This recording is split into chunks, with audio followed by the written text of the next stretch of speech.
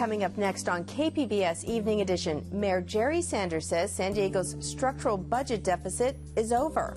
And there are far fewer inmates in San Diego's Donovan State Prison, but it's still overcrowded. KPBS Evening Edition starts now.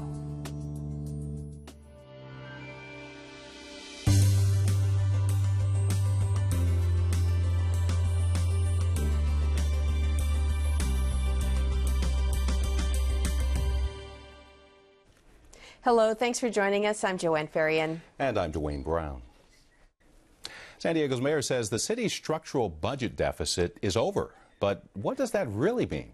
KPBS Metro reporter Katie Orr spoke to Jerry Sanders. She joins us with the story. So, Katie, apparently the city now has a surplus for the first time in years. How did that happen?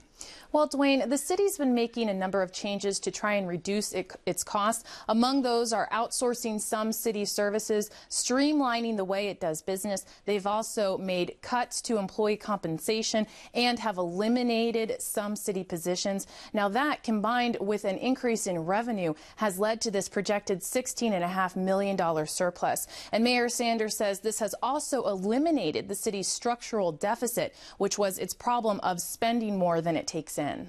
Yeah, we all know about that. So what's going to happen with this extra revenue?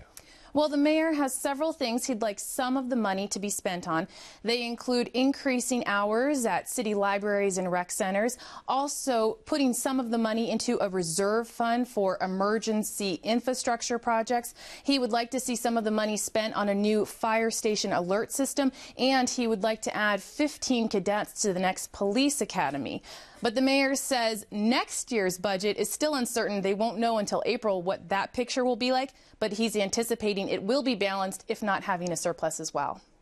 Stay tuned. KPBS Metro reporter Katie Orr. The Marine Corps is investigating the collision of two of its helicopters in the Arizona desert last night. The crash killed 6 Marines from Camp Pendleton. It happened during a training exercise over the Yuma Training Range Complex. A Marine from the air station in Yuma was also killed. One of the helicopters was UH-1 Huey. The other was an AH-1W Cobra.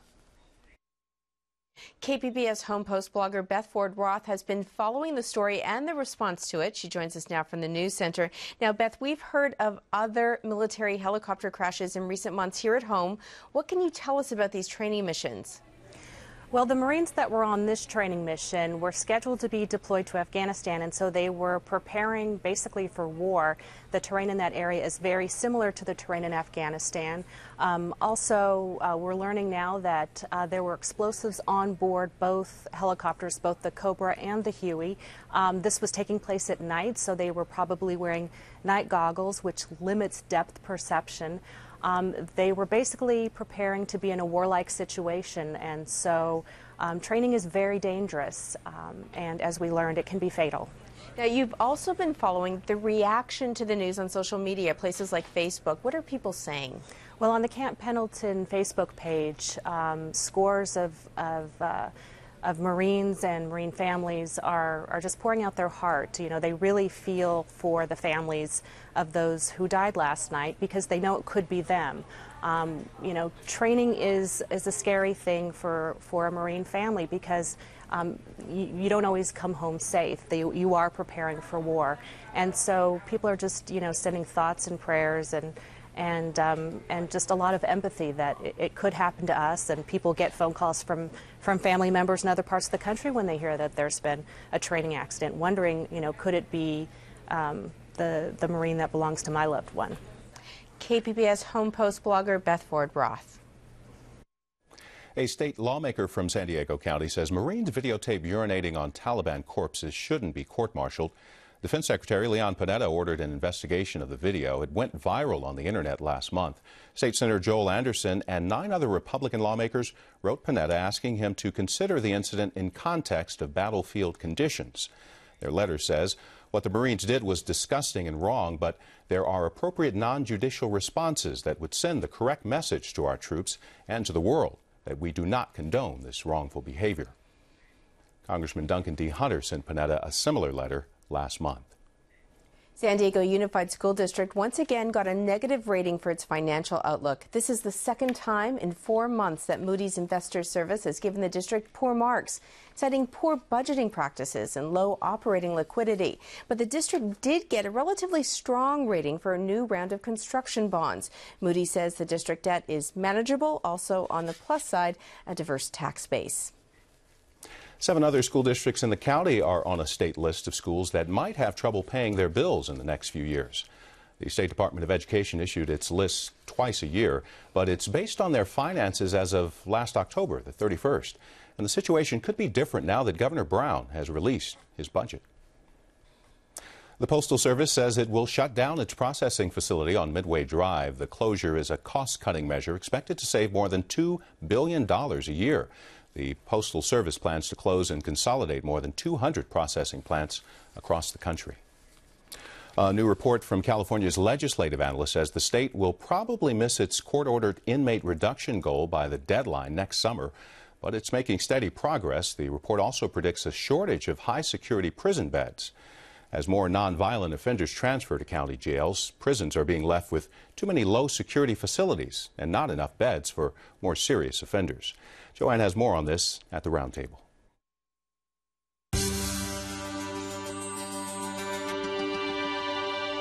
Late last year, California began shifting its inmate population from state prisons to county jails. The move is called realignment, and it's supposed to help ease the overcrowding problem in state prisons. This move will also save money. As the number of inmates decreases, so will the number of prison employees. In the first wave of downsizing, more than 500 prison guards and other workers will lose their jobs next week. Joining me to talk about the impact at Donovan State Prison here in San Diego County is Lieutenant Patrick Logan, Donovan's Public Information Officer. Thanks for being here, Lieutenant. You're welcome.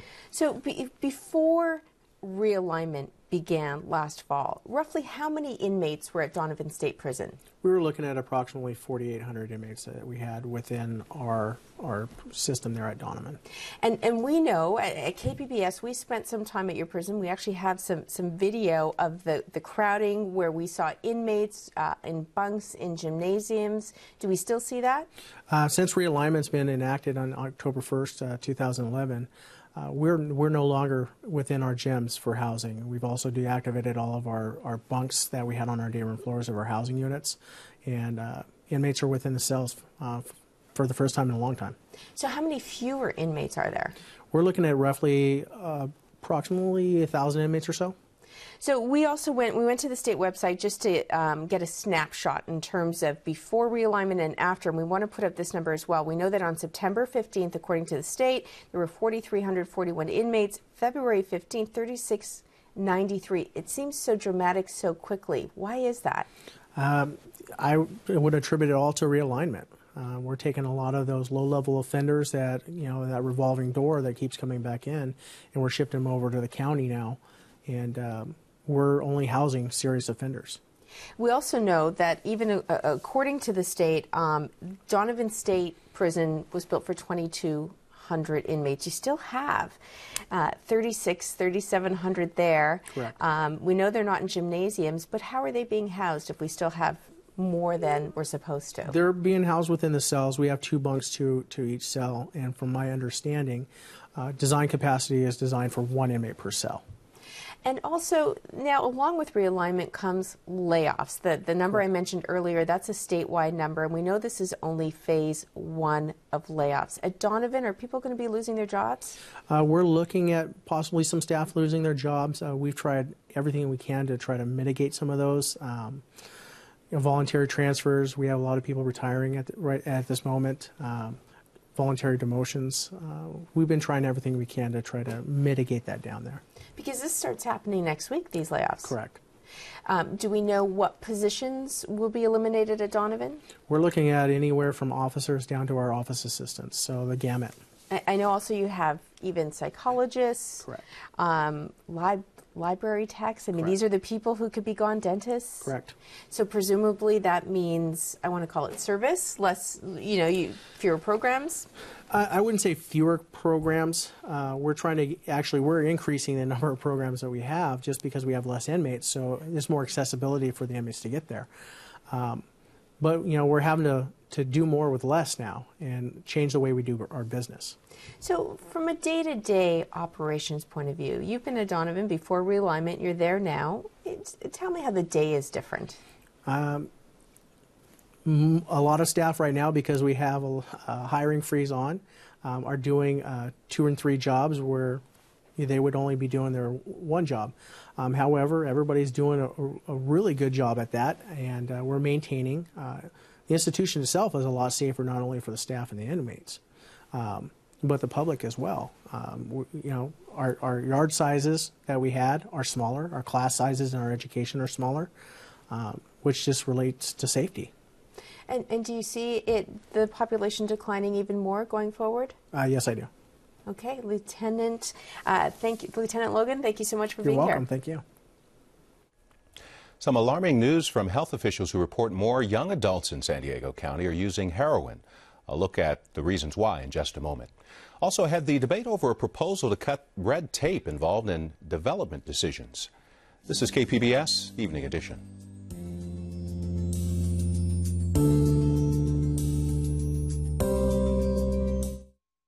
Tonight on KPBS at 8, we remember baseball legend Ted Williams and hear about the San Diego community that was named for the handsomest man in town on Ken Kramer's About San Diego. Then at 8:30, learn about San Diego's oldest historic cemeteries dating back hundreds of years on San Diego's historic places. And at 9, the manager of a mill is found hanged, but foul play is suspected on Inspector George Gently. That's tonight on KPBS. I'm Jeffrey Brown. On the next News Hour, the latest on the GOP campaign after the candidates' debate in Arizona. That's Thursday on the PBS NewsHour.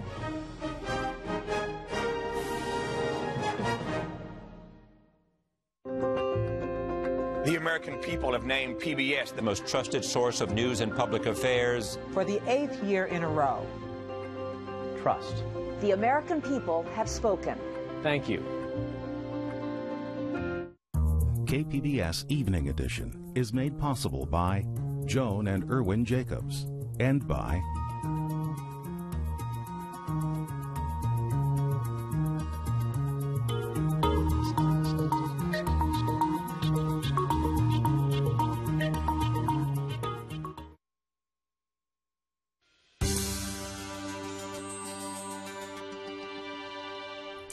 As we reported last night, heroin use in San Diego County has jumped more than 200% among 18 to 25-year-olds. I spoke earlier today with Susan Bauer, the County Director of Alcohol and Drug Services. And thank you so much for joining us. When it comes to heroin and the increase in its use among young adults, is there any correlation or connection to the abuse of pharmaceutical drugs? Absolutely. What we're hearing out in the community from parents as well as from our treatment programs that are serving people is that folks are coming into their programs with an addiction to heroin, and they got there by starting off by using prescription drugs. Really? And OxyContin is one of those drugs, OxyContin right? is one of those, yes. Any of the opiate-based hydrocodone, those types of drugs. Mm-hmm. So is it because, is it a cost factor, do you think? Absolutely. Once someone is using prescription drugs and has progressed to using OxyContin, their tolerance increases, meaning they need more of the pills to get the same high or the same feeling. And it becomes very expensive. And so once they're in those circles and in that culture, it becomes easy, if you will, to move over and begin using heroin. And pretty soon, almost immediately, that's the drug of choice. And the number particularly alarming is the jump among 18 to 25-year-olds, yes. Showing up at the county treatment clinics. You used to work in a treatment clinic. Mm-hmm. Let's share some of the breakdown with our viewers. In 2007, 219 young adults admitted for treatment said heroin was their drug of choice. But by last year, the number more than tripled. Yes. To 719. That's an increase of 229%. Yes, staggering. Wow. So, Susan, is this high number affecting the way the county deals with its treatment centers? In terms of treatment being available to folks, treatment is absolutely available. How we deal with treatment is we deal with it the way we always have. We provide the best treatment that we can to address their issues and learn to live a clean and sober life. Mm-hmm. And I'm just wondering, does the treatment of heroin addiction differ from other substance abuse? Not so much in most ways. Generally, someone that's using any drug, whether it be heroin, meth, what have you, they need to learn to live in a different way. They need new skills. They need to learn how to cope differently with stressors. They need new friends, families, places, things to be around. They need to avoid their triggers. And oftentimes, if someone is using alcohol or other drugs, whether it be heroin or anything else, they're likely to be using other drugs as well. Nobody uses just one drug. Are they reluctant to go into treatment? Are you finding that as well, these 18 to 25-year-olds? It varies. It varies. Generally, though, in our publicly funded treatment programs, we see about half of the folks referred by probation. So a lot of people, yes, they are reluctant and they need that push. They need someone to tell them things are falling apart for you, because when you're in the throes of an addiction, you're not seeing reality. Mm-hmm. What about other trends as it relates to heroin abuse? Are there trends more men than women? Generally, in our treatment programs, we see more men overall. In relation to heroin abuse, we're seeing fairly similar between males and females, but again, we just tend to see more males in our treatment system. Mm-hmm. And what about heroin-related deaths in the county? Are definitely increasing. Data that we've received from the medical examiner's office indicates some real trends that we need to pay attention to around folks ending up in the medical examiner's office, which is not where we want them to end up. Mm-hmm. Hey, give us a sense of how many deaths were, say, attributed in the last year or so. I believe the medical examiner has put out information related to that that really shows a significant increase. The specific numbers, though, I don't have at hand. Mm-hmm. We have numbers that say 71 deaths, and even some among teenagers. Yeah. And that's the thing that the medical examiner has really been concerned about, is the increase among teenagers. Mm-hmm. I guess the positive news here is there is help, right? Absolutely. And yes. you have a helpline that folks can We do. Can call. We do. Let's put that up on the screen. Okay, great, thank you. Just to emphasize that treatment is available. You don't have to drain your life savings to receive quality treatment services. Oftentimes I go out in the community and I speak to the community and they have no idea how to access treatment, or that it costs so much money that they can't afford it, and that's simply not true. The county funds an extensive network of treatment programs. Call the Access and Crisis Line 7 days a week, 24 hours a day, and get a referral. Susan Bauer, Director of Alcohol and Drug Services for the county, thank you so much. Sure, thank you.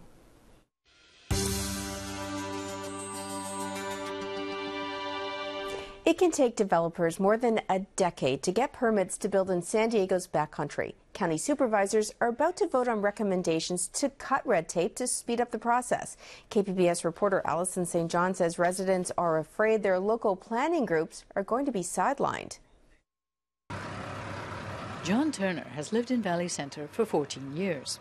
When I hear about the cutting the red tape to sort of expedite decisions about land use, especially in rural areas like Valley Center, I'm very concerned that the people in Valley Center will end up not having the greatest input into that land use.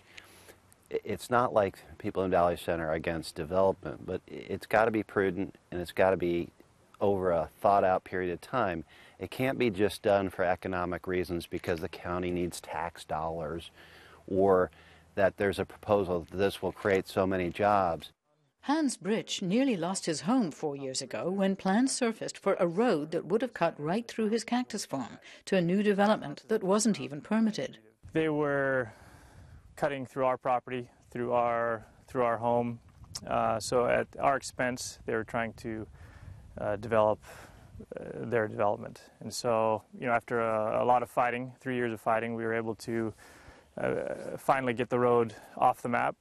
But without the help of the planning group and all the people we've met and were knowledgeable in the process, it would never have been possible. The population of San Diego County is going to grow by about 1 million people in the next 20 years. So the big question is, where are all those people going to live? Here in rural Valley Center, the population is going to double. And the planning group has been playing a crucial role in deciding how that growth can happen. So this is where the North Village is slated to go in. Right here is going to be a shopping center. Then there's going to be a stream where the oaks are, so all the oaks will be preserved. We're the ones on the ground. We know our community. We know what people want.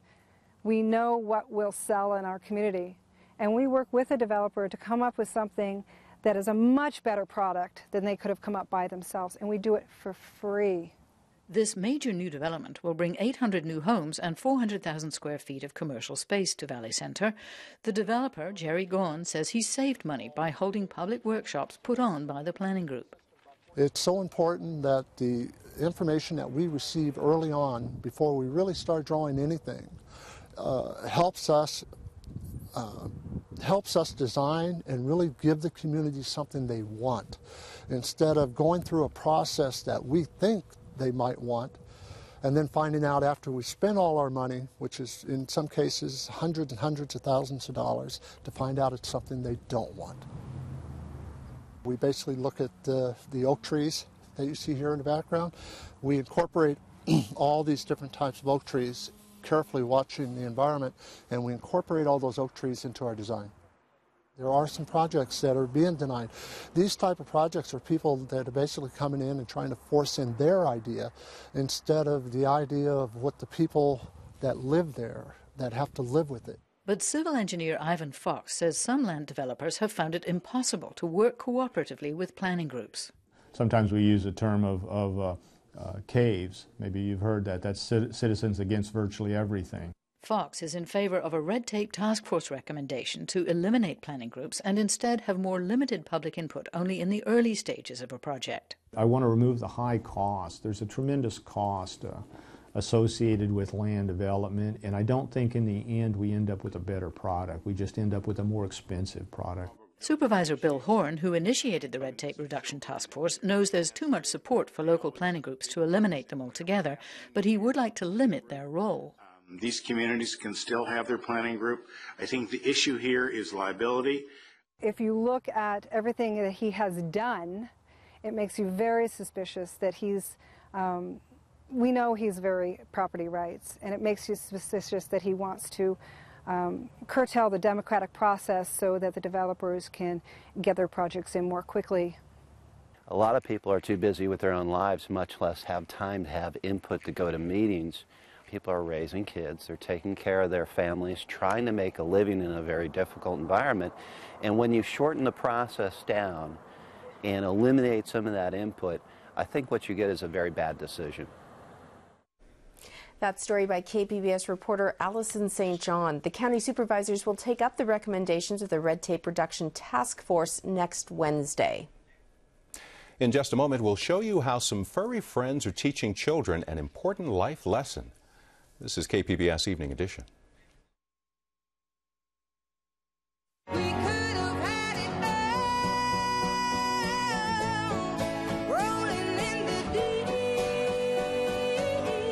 There's nothing in life that moves me as much as being on stage does. Grammy Award winner Adele, live from the Artist Den, Friday at 11 on KPBS. Because of our members, it's possible for everyone around us to discover something new every day, right here on KPBS. And in doing so, our members make this a better and stronger community. Thanks for your support.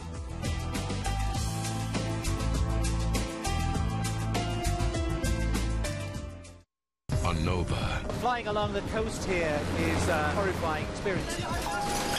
Through eyewitness accounts and new evidence on the ground, an in-depth investigation of the causes and aftermath of Japan's killer quake. Wednesday at 9 on KPBS.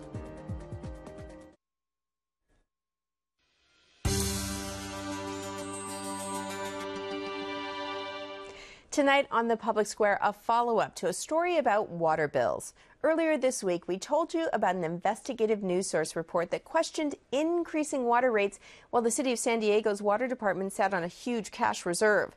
The money is supposed to be used to fix aging pipes, but many of the projects have not been completed.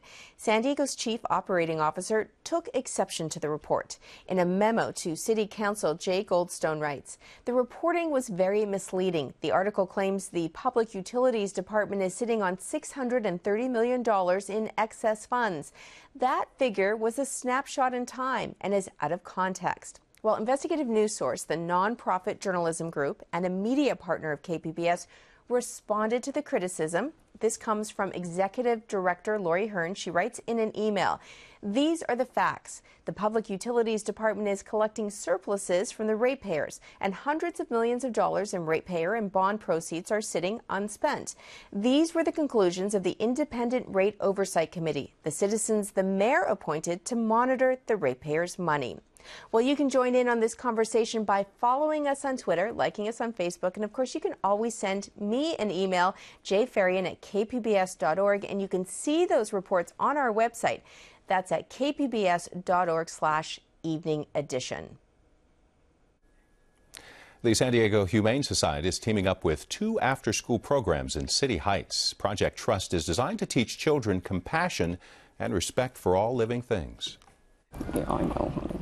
With 5-year-old Sebastian the guinea pig in hand, Dr. Annie Peterson explains where the project's name came from. TRUST stands for Teaching Respect Using Sympathy and Training, and Sebastian is part of that program working with kids in the City Heights area. Dr. Peterson is a San Diego native who went to school in City Heights.